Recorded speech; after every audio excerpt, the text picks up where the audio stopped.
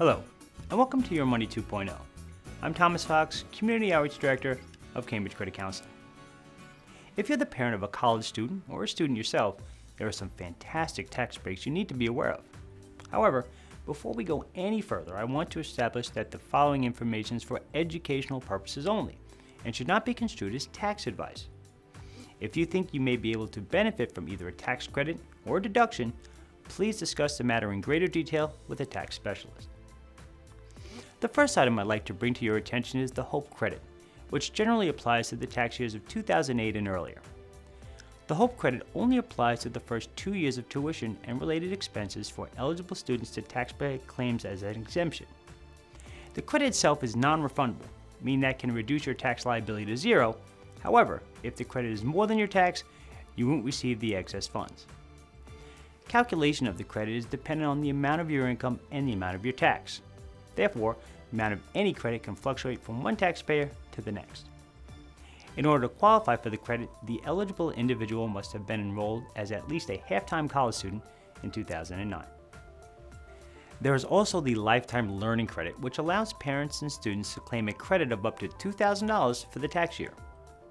The credit applies to any educational expenses paid for all students enrolled in eligible educational institutions. Lifetime learning credits differ from the HOPE credit in that there is no limit to the number of years that can be claimed for each student.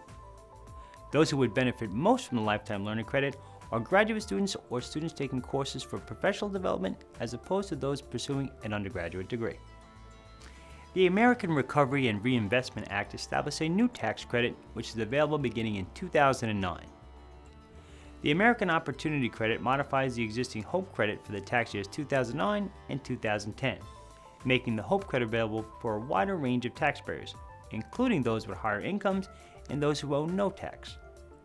It also allows for required course materials to be accounted for as qualifying expenses and allows the credit to be claimed for 4 post-secondary education years instead of the 2 traditionally offered through the HOPE credit.